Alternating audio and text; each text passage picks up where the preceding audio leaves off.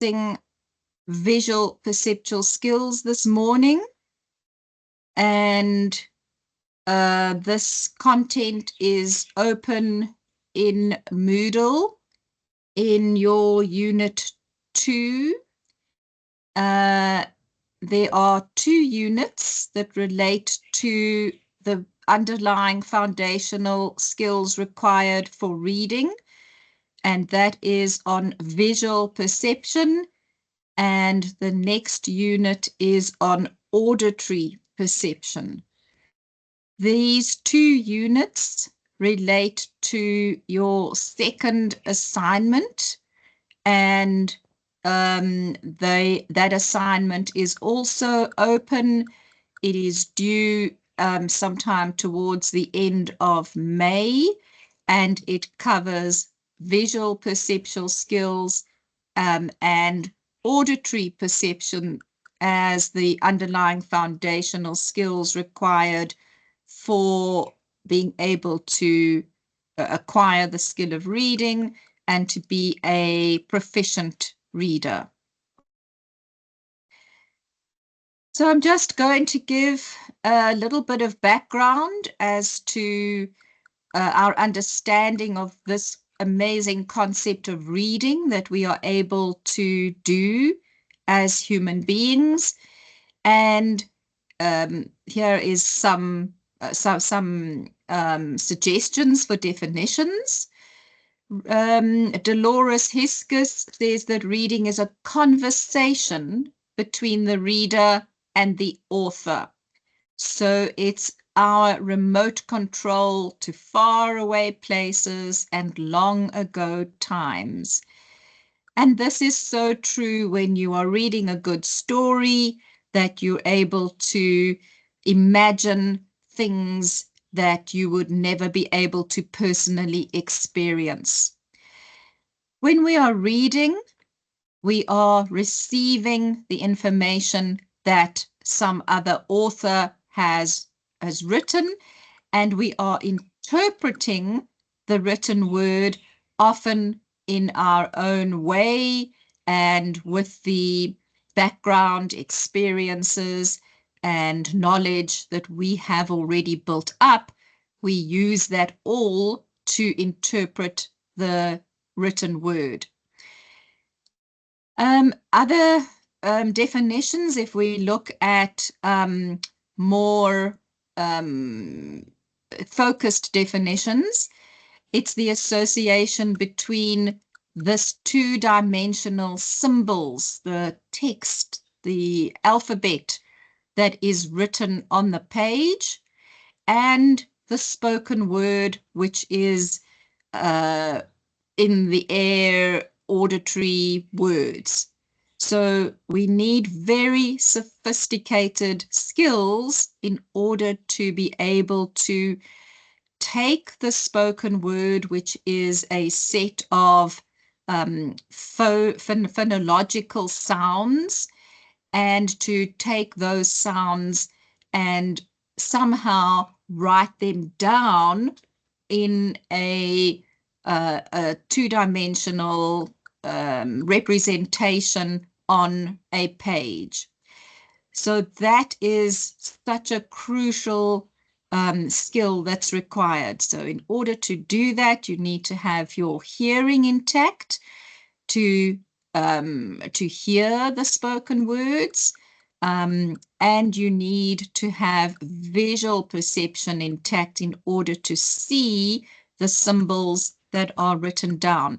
And then to make that connection between the symbols and the sounds is requires, if we look at some of the neurology, it requires a little bit of rewiring of certain parts in the human brain, which was not designed naturally to do this complicated psychological task of reading. So we use other parts of the brain, and we need to then make connections between them in order to do this reading task required.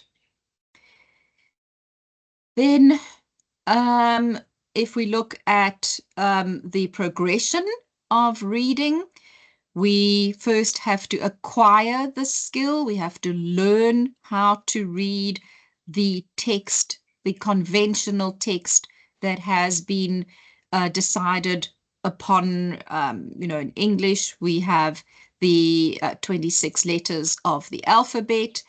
And in other languages, there's Chinese symbols and Greek symbols and various different ways of representing the spoken language across centuries and cultures. And then once the child usually has acquired this ability to read, then they have to use that reading skill in order to learn other topics, geography, life sciences, history, and so on. So it is crucial that we are therefore able to read effectively and read with insight and be able to decode the text, decode those symbols into their sounds and words which have meaning in order to be able to comprehend what the author was trying to tell us as the readers. You can have a look on the internet. There are lots of resources about the neurology behind reading and how the brain, which parts of the brain are used for this complex task. But generally, these three main areas will be lighting up, will be activated as somebody is reading, and there needs to be connections between them. So if we look at the green on this this little diagram of the human brain, and this is the left hemisphere. The Broca's area is the place where words are being analyzed and where we are figuring out how to say the words, the articulation of them. In the parieto-temporal lobe, the red area on this diagram, there is a section of the brain where words are being analyzed, and that lights up when you are sounding out words or trying to make some meaning of words.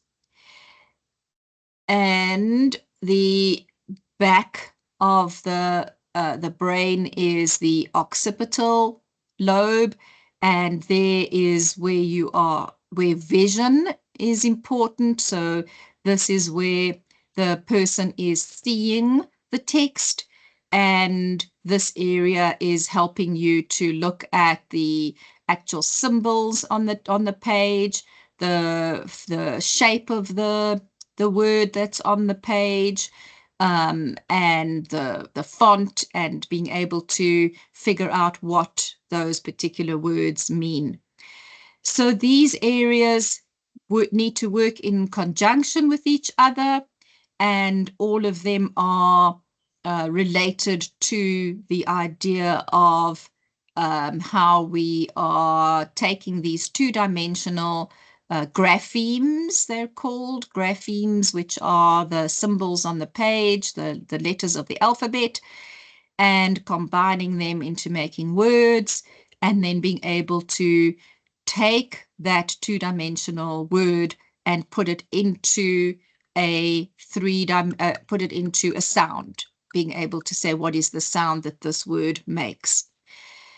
And we know that when neural imaging is done on children's brains who have dyslexia, for instance, which is a severe reading disorder, a child with an organic dyslexia, which has got to do with difficulties in the functioning of the brain, that these particular areas light up in different ways from the way that they do in a child that does not have a reading difficulty.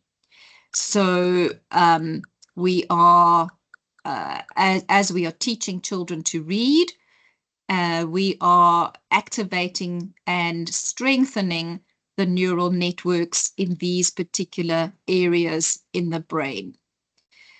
Okay, so let's move on to what is needed then in order for all of this to happen. We need the visual and auditory perception to be in place, because the sensory input is coming through the eyes and through the ears, and that sensory input then goes into various places in the brain, some of those that I've said before, but others as well. And we have to interpret and figure out what those stimuli are that were received. So perception is that ability to interpret the information which is gathered by the senses. The sensory input is comes in. It sits in very short-term sensory, iconic, and echoic short-term memory little banks there, and then it goes into working memory, and then we figure out what the words are or the sounds that we are hearing, and we interpret that and process it in order to figure out what the meaning behind the words is. So we need to be able to do this processing accurately and very quickly. So when we are reading, we are taking, we are looking at words and figuring them out very, very quickly, because we have to be able to read a whole sentence and keep the speed of reading the paragraph going, so that the meaning is constantly being interpreted by the brain, and we are keeping track of the storyline or keeping track of the logical argument that is being made, whatever the person is saying to us or whatever the reader is trying to tell us. And all of this perceptual interpretation is affected by the ability to attend and to concentrate and to keep focus on the particular task at hand. And we know that children who have attention difficulties have difficulty following conversations, following instructions verbally, but also have difficulty keeping track of storylines and keeping track of the texts that they are reading and maintaining their focus on the particular content that they need to be reading. So the perception is influenced by various other factors. There's a lot of research on how people interpret the sensory input that comes into the human brain, and you might have seen a lot of these diagrams where they are, depending on how you focus on these visual diagrams, you will see different images in this. So if you have a look at this example, some people will see the face of an old man here, and other people will see a lady sitting on a hilltop and gazing into the distance.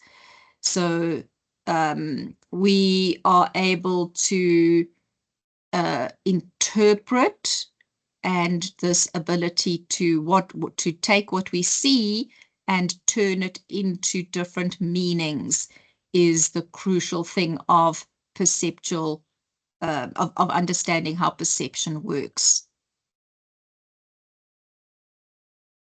So visual perception is crucial in reading, that we need to be able to take the lines on the page, the letters that are there, and make sense of them. If we look at this quote by Winnie the Pooh, to the uneducated, an A is just 3 sticks, two at an angle and 1 horizontal stick. And that is crucial for us to understand, that if you just look at the letters, but you don't understand the symbolic sounds behind them, then we're not able to do this complex thing of reading. So I've spoken a lot about giving meaning for what we've learned. We develop and engage with the world, and the crucial thing about reading the conventional text of the particular language that you're learning in is that it needs to be explicitly taught and drilled and worked on over and over again for those neural networks in the brain to become strong and hardwired. Okay, so here's another example of these visual illusions that help us to perceive the world in different ways. And some people here will see a picture of a duck, and others, if you look at it, you'll see the picture of an old lady. So it depends on how you look at it, how you interpret the visual stimulus. We all see the same stimulus, but we make meanings in different ways. And this is an example of some of the experiments that people have done to show that the way that drawings are done, the way that we put the 3-dimensional world onto 2 dimensions on paper, that this changes what we perceive. If we look at the Müller-Lyer illusion on the left, people are asked, is line A or line B, which line is the longest one? And because of the way the arrows are pointing, most people will see line B as being longer than line A, but in actual fact, both lines are the same length. Similarly, if we look at the Ponzo illusion on the right, people are asked, are the 2 horizontal lines the same length, or are they different lengths? Like the line at the top and the line at the bottom, are they the same or are they different lengths? And people will say that the line at the top is longer than the line at the bottom, and that is because of the way that these parallel lines work to make us see the illusion of depth perception going into going, like a road getting longer. So the way that we perceive things is not always accurate. And so we are, let me just go there. We are hardwired to figure out this 3-dimensional world using the way, the angles and the spatial orientation of the world around us. Okay, so I'm going to go through some of the key concepts that you need to discuss for the next assignment. And I'm not going to do these in too much detail. There's a lot of information on them in the content that I've put on the unit. You can go through the little booklets and some of the the chapters that are there. And there's a lot of information if you Google and do a search for these terms as well. But these are the crucial visual perceptual skills that we need to develop in children. And in foundation phase, we spend a lot of time doing this. And we need to, for children who are having learning problems or having difficulty learning to read, we need to check that these skills are intact. So visual discrimination, this is the ability to differentiate between different things based on their color, form, shape, the pattern, which objects are different and which are the same. So if children are having difficulty with visually discriminating, seeing differences in objects, there will often be confusion with letters that look very similar, like a B and a D, and a P and a Q, an S and a 3, a 6 and a 9, and words that look very similar, but there's one letter that changes in them that will also affect the ability to discriminate. So looking at the detail and being able to see which things are bigger or smaller, or something that has a slightly different shape from something else, that is the ability to discriminate. And this is a crucial skill in reading in order to be able to accurately read the letters and words on the page. I've given a whole lot of different ways, strategies to support children who are having these difficulties. And there's lots and lots of worksheets to look at different patterns, shapes, drawings of different ways, which things are different and which things are the same. And we should be doing a lot of these kinds of different same activities in different ways, not only with worksheets, but with real concrete objects as well, so that children can see which things are, so that they can develop this ability of discriminating, focusing on the small details, matching things that are the same, seeing which things are slightly different regarding numbers, shapes, colors, letters, all the different things that you can think of to do to develop the sense of visual discrimination. So here's some more examples just relating to words and relating to actual letters that cause confusion, and looking at things that are slightly different patterns and so on. So lots and lots of activities around visual discrimination. Then visual memory. This is crucial, that we need to be able to store in our memory the things that we are seeing. So there's different types of memory, and we're not going to go into the memory stores in detail, but if you want to go and read up on that, you're welcome.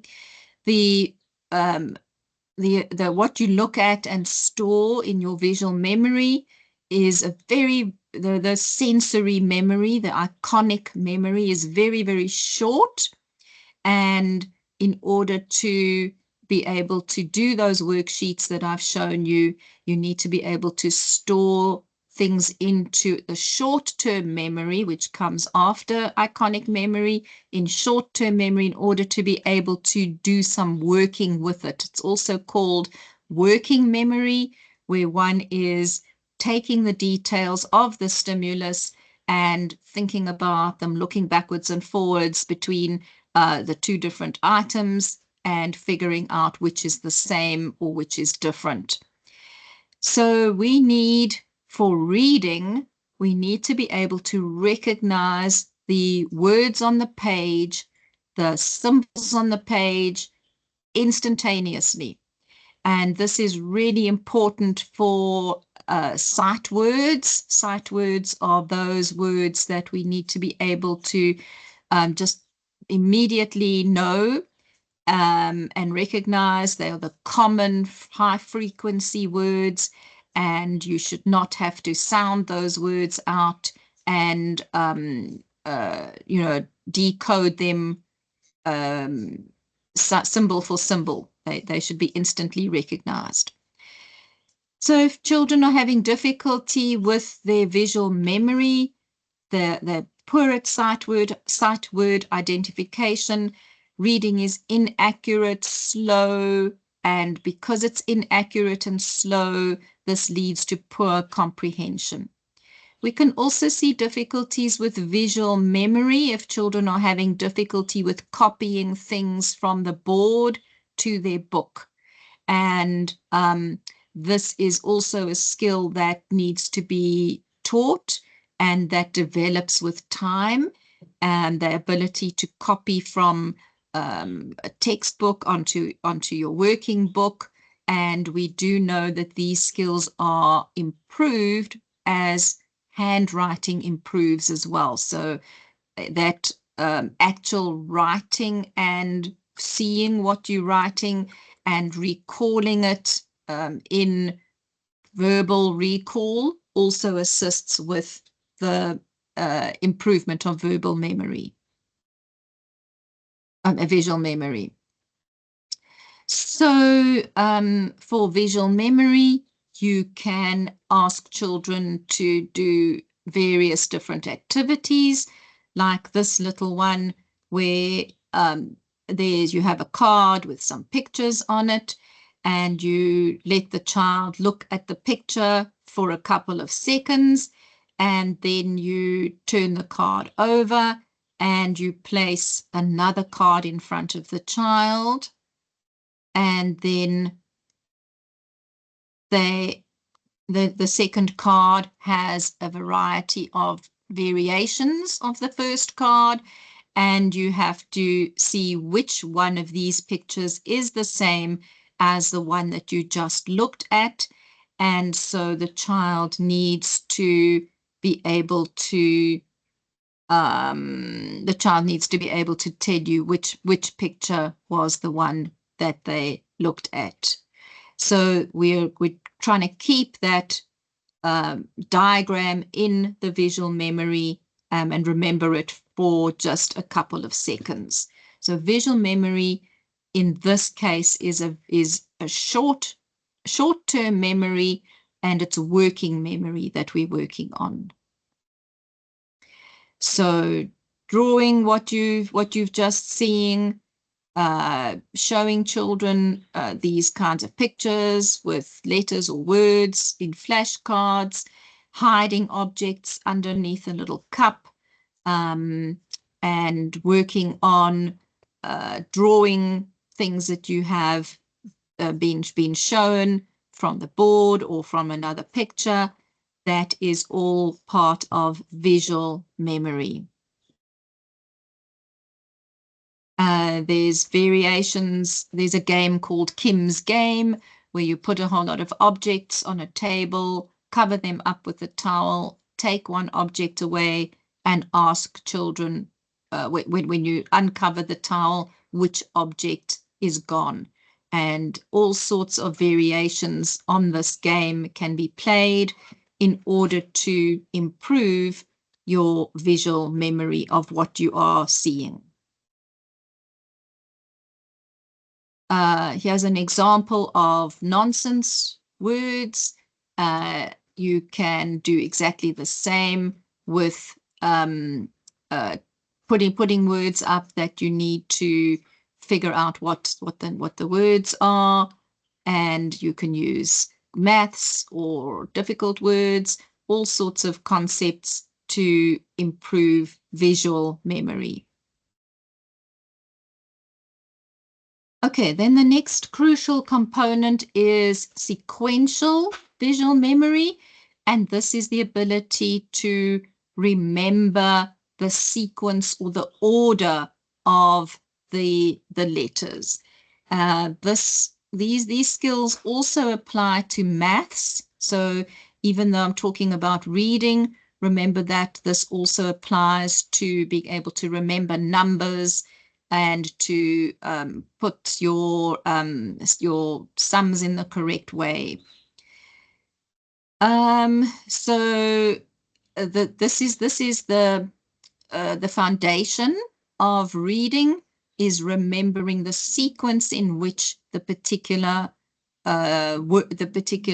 graphemes, the letters of the alphabet, go in a word in order to spell that word correctly.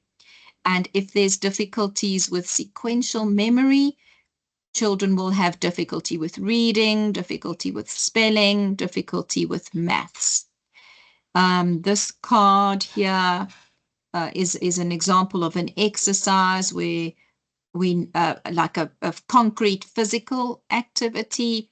Here is a little girl getting dressed before school. Put these cards in the correct order of the activities that happen. And so your sequential memory of the activities in the world around you, you can start with those large activities and work down to the detail of the alphabet.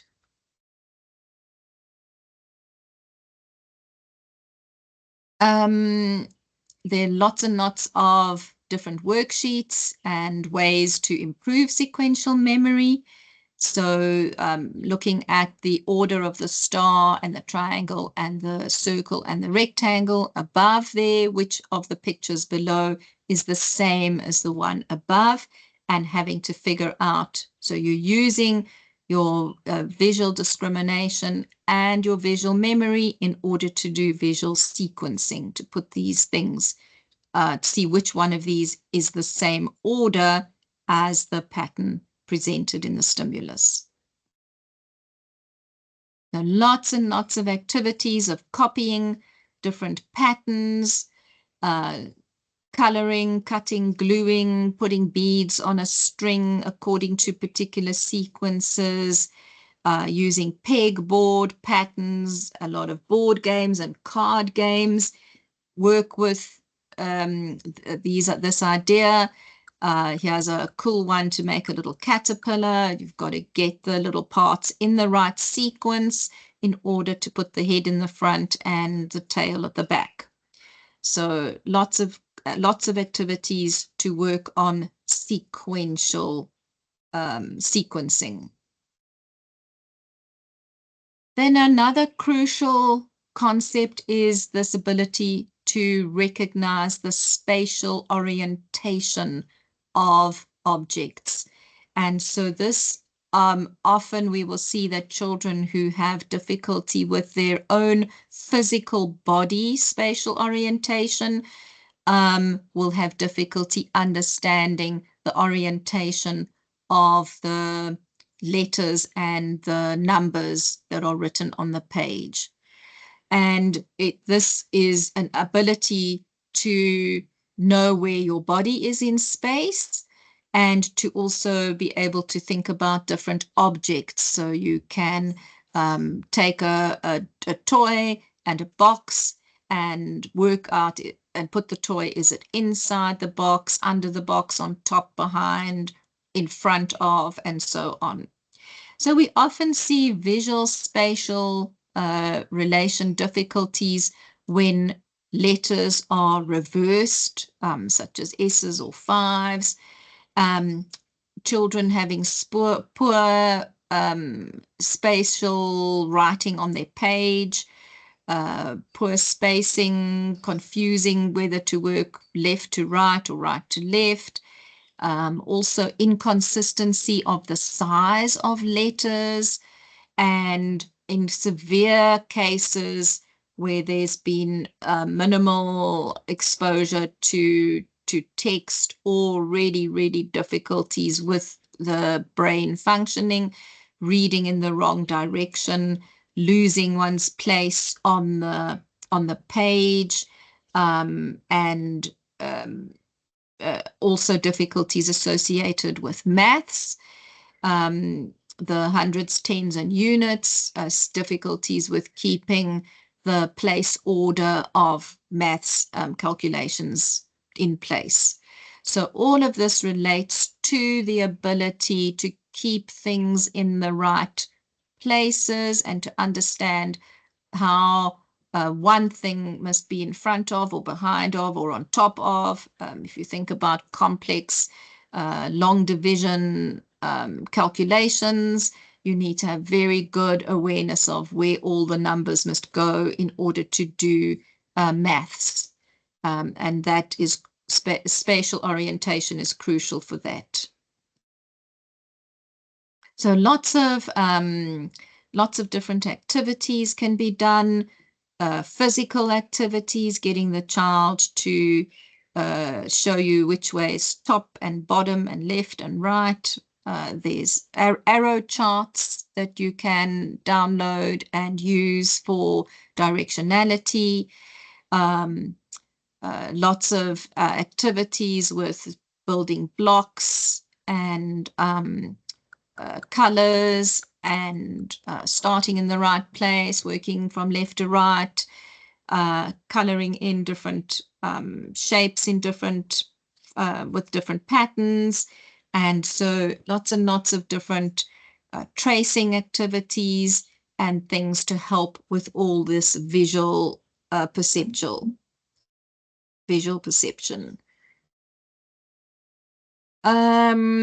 You can make yourself some window reading strips, just a little bit of plastic that covers the page and keeps the child reading the correct line.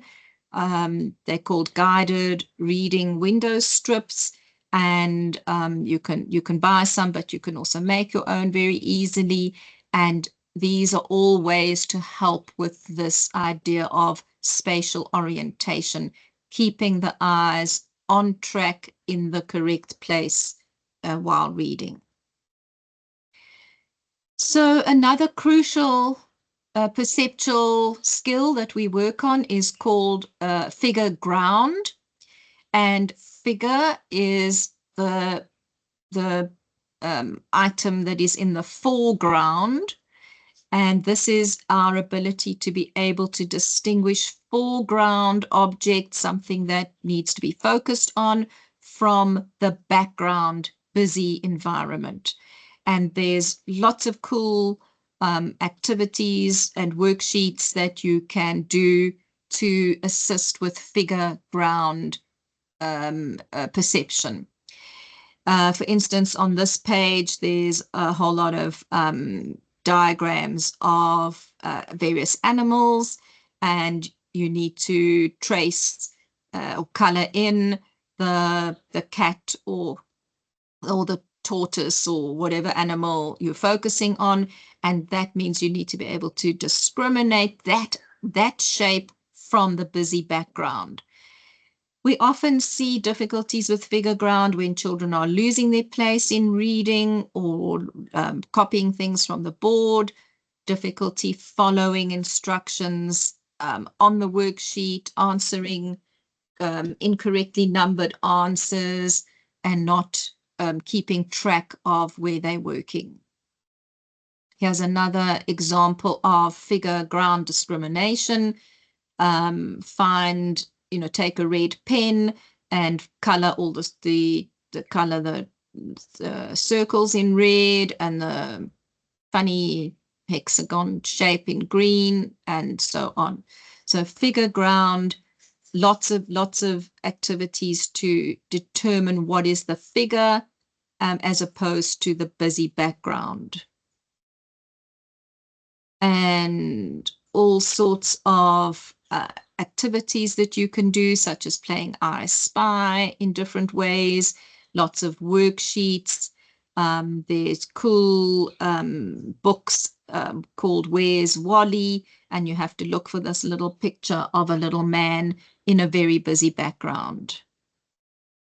Here's a diagram of Where's Wally, and lots, and you can get the backgrounds to get more and more complex as the child's ability to determine and to find the figure improves.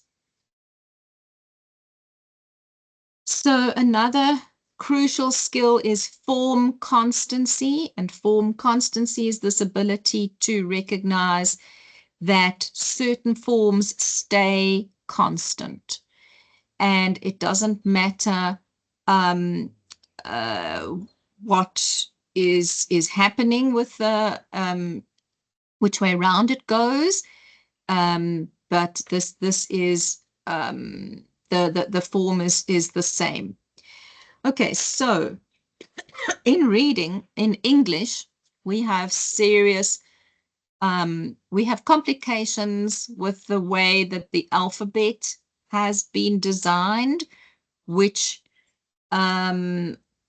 make it harder for children who have learning problems to manage the constancy of the letters. So if you look at the diagram on the left, the bottom diagram here, the world around us has got constant shapes in it. So like a chair, whether you look at the chair from the left side, the right side, you stand the chair upside down, you turn the chair around, it is still a chair. And so our brains are hardwired to see constancy in shapes, regardless of which direction the shape comes from. But now we have this complication of letters on the page, and we have a B, a B, and a D, and a P, and a Q. And those letters they pretty much look like they are constant shapes, just in different spatial directions. But because of our convention of these letters, these alphabet letters and the sounds, we have decided that if the line is on the left of the little circle, it's a B. If the line is on the right side of the circle, it's a D. So it's a slightly different sound. If the line is going down on the left, it's a P. If the line is going down on the right, it's a Q. And we just put a little squiggle on the end there to give it a bit of a distinction. But these are often the confusing elements, and there are lots and lots of examples of the confusion of this form constancy. So we need to overtly teach children these particular differences, and particularly if children are struggling with reading and having learning problems. Often these are the places where it is shown. Then another complication that we have is that we have now got different fonts, and so the letter is represented differently, but it's still, we still consider it the same sound. So this adds additional difficulty to learning how to decode. So you can have different fonts, for instance, the letter G, but it is still a G, just written in a slightly different way. So we need to actively teach these things to learners who are having reading difficulties. Okay, and there are lots and lots of ways of assisting to teach constancy in letters and show also the variations of the different fonts. Magazine hunting, looking for different letters, distinguishing B's and Ds. I'm just going to move on a little so that we don't run out of time. And there are given lots of examples of how to differentiate these confusing letters. Form perception, we've spoken a bit about this. This is your ability to perceive different forms and to see that there are circles and triangles and the different shapes. And we work a lot on form constancy. Okay, so this next skill is visual closure. And this is a perceptual skill that we learn from babyhood as our brains are wiring up our visual systems. We are learning how to do this closure. And closure is that ability to look at something that's incomplete and to kind of fill in what we think that shape or that word is. We have this amazing ability to join the dots even if the dots are not complete. And so artists will use this visual closure ability a lot in paintings and designs. So you can assist children with visual closure by giving various different exercises like the one on the right. Can you see the square inside the little half the circles that are like half circles, and then to draw in that. So you're trying to fill in the missing parts. If you look at the words that are here, they've got lots of spaces that are missing, but you're still able to figure out the word dog and cat and house. So we are seeing things that aren't there because of this perceptual ability of being able to interpret what we are, what's not there, and we're constantly trying to make sense of the incompleteness that's presented to us. And we know that children will have children who do have difficulty with this idea of visual closure. We often will see it in their handwriting, in their poor ability to bring two lines together. So if you look at the letters not closing the A or the A in these examples, and inconsistent handwriting and poor copying is often an indication that there's difficulty with visual closure. Of course, handwriting can also be related to fine motor control problems, and we'll have a look at some of those in another lecture. Want to move on. So here are some more examples of what one can do to assist with visual closure, showing pictures that are incomplete and asking the child to complete the pictures so that they look like the complete ones. And working through lots of worksheets related to shapes, letters, building puzzles, doing incomplete words, and reading incomplete things assists with the skill of visual closure. Then we've got word analysis and synthesis, and this is now far more detail of analyzing words and being able to see the letters, the sounds, the syllables, prefixes, and suffixes.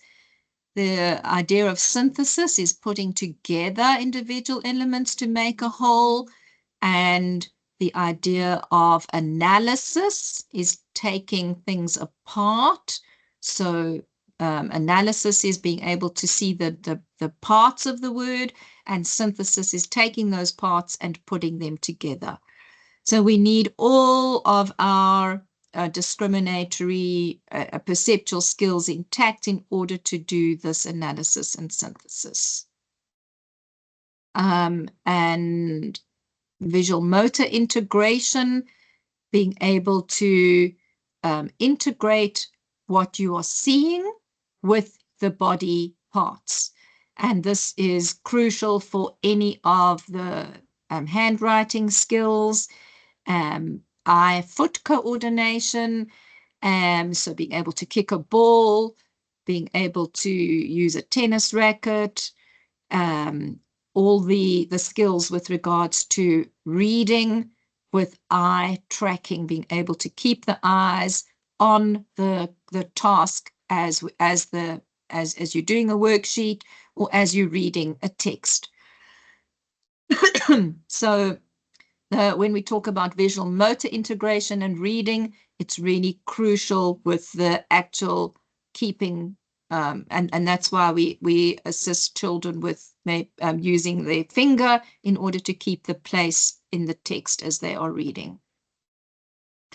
And we can do all sorts of gross motor and fine motor exercises, tracing, and using different textures in order to support this visual motor integration skill. Okay, so I want to conclude here that vision is a crucial sense. It's our most dominant sense. They estimates that about 80% of our perception and our learning, all activities that we are doing happens through our eyes. It's dominant. It uses a lot of brain energy and space, and our vision and our motor output are finely attuned. So we are able to, work in, navigate around the world because of our ability to see the world around us.